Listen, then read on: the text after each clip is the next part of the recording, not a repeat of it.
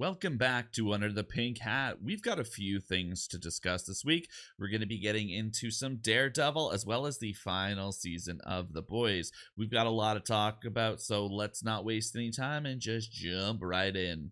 First thing we got coming up is Daredevil Born Again, episode 4 of season 2.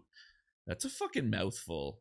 Alright, so we need to talk about this episode because, wow, this might be one of the most intense episodes we've gotten so far.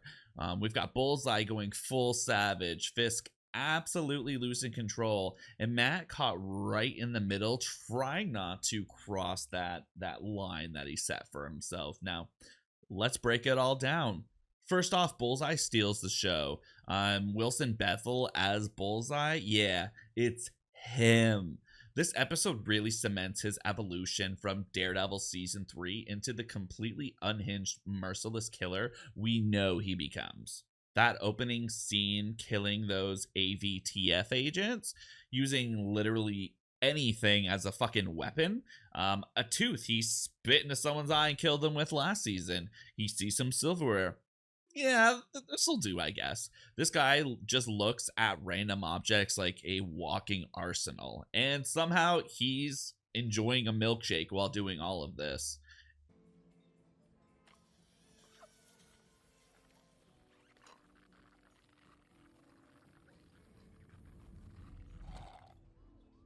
It's terrifying, but also kind of hilarious in a disturbing way. But what makes Dex so interesting is the contrast. He's got this weirdly wholesome relationship with his neighbor and her cat. Like, this guy is out here committing brutal murders and then just goes home and has polite conversations with the woman next door.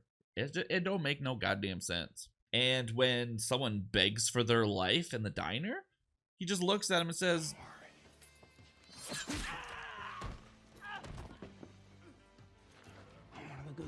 that right there, that's his mindset. He genuinely believes he's doing the right thing, and that's what makes him so dangerous. Now, let's get into Vanessa and Fisk's kind of power dynamic that they have going on. This was also a very Vanessa-focused episode.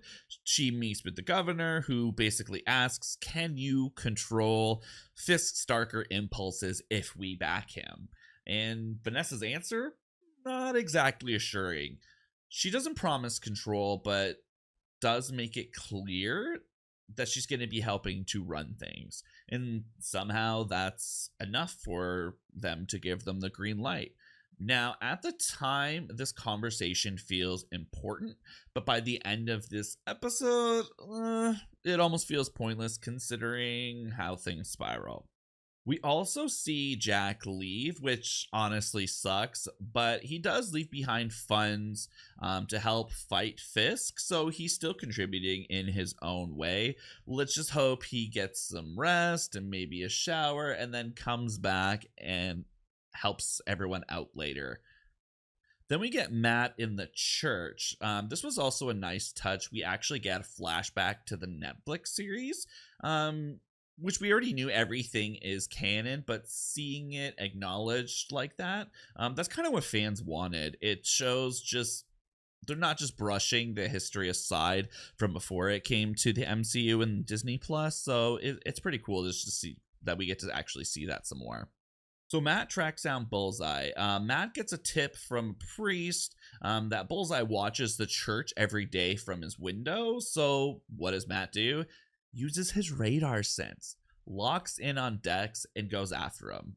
And this leads to one of the best moments in the episode, and honestly, probably in this whole series and this season specifically. We finally get the fight, and it delivers. This isn't just action, it's emotional. Because Matt wants to kill him. Dex killed his best friend and his hetero life mate Foggy, but Matt is fighting against that urge the entire time because he doesn't want to cross the line. Now, during this fight, Bullseye does take his neighbor hostage and tries to justify everything. He says even if he does one good thing, which is killing Fisk, he can make up for killing Foggy. And here's the crazy part. In his own twisted way, he even tries to apologize to Matt. which tells us something kind of important about Dex. He isn't completely gone.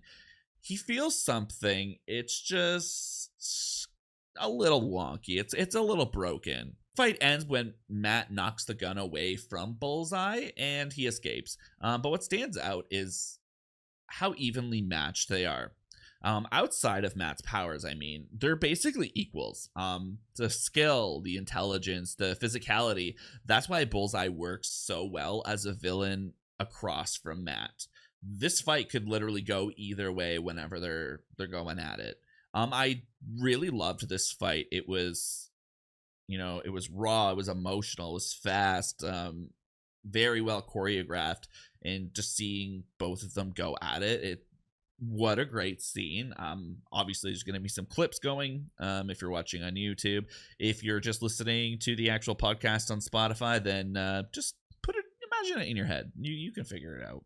Now we get to the big setup, the boxing match. We all saw it in the trailer, all that stuff of Fisk punching that guy, and we finally get to it, but we already know that this is a trap to lure Bullseye by putting Fisk in the spotlight. Fight itself, brutal.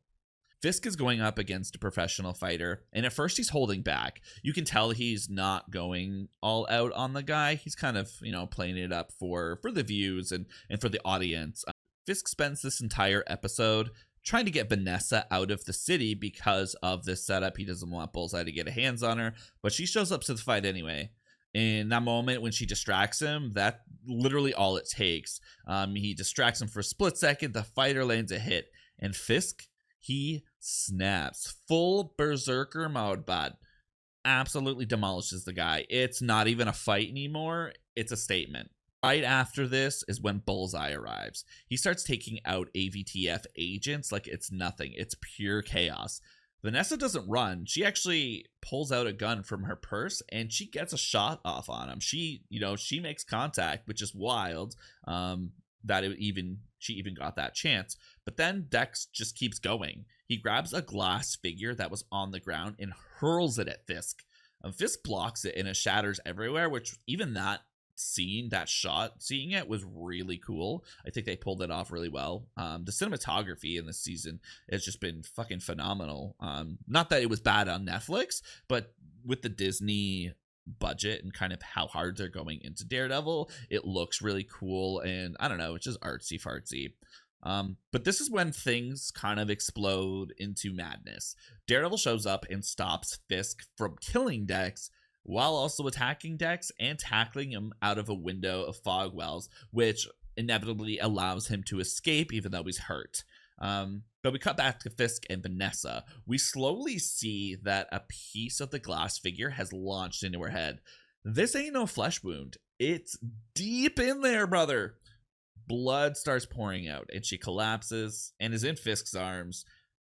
If she dies, which I definitely believe that she did, this is going to cause Fisk to kind of lose it and undo all that he's done to become mayor and to kind of be in that legitimate circle to have that control. I feel like that's going to be another thread pulled that's going to make him unravel and become the ruthless and dangerous kingpin we know that he is. This episode had everything. Insane action, it had character development, and some seriously dark moments. Bullseye shaping up to be one of the best villains in this series, which even going back to season 3 of the original run, like, he was an awesome villain, but we're seeing him kind of evolve even further into something. I still think they're going to be pushing him into, to be in the Thunderbolts or the Dark Avengers, like me and Nerd were kind of talking about. They definitely have plans for Bullseye beyond this and kind of bigger things, so I'm pretty pumped to see where that goes, because I love this character and how they're handling him. It's just awesome. Also, more dangerous than ever. And Matt, he's closer to killing. Like, he's kind of towing that line, because we saw the first time him and Frank really had a discussion on the rooftop of season 2 on Netflix. We know that he was just like, well, you're one bad day away from being me. And instead of that being Daredevil, he goes down the path of the Punisher. We see that one bad day happened to Dex. That was his whole life. So we can kind of see like where that branches off, and how different it could be for both of them if the roles were reversed. So I think that's also another reason why Dex is such a good villain. I'm glad that they chose him. Really awesome. Quick shout out to the British Wesley for killing 2 guys in the warehouse in like a split second, like a badass. It was great performances from everybody in this episode. But let me know what you guys thought of this episode to live up to the hype, and who would win in a non-stop battle. Is it Daredevil or Bullseye? Something tells me we're going to get that, but yeah, let me know what you think before we get that far into the season. Don't forget to like, subscribe, and I'll catch you in the next video.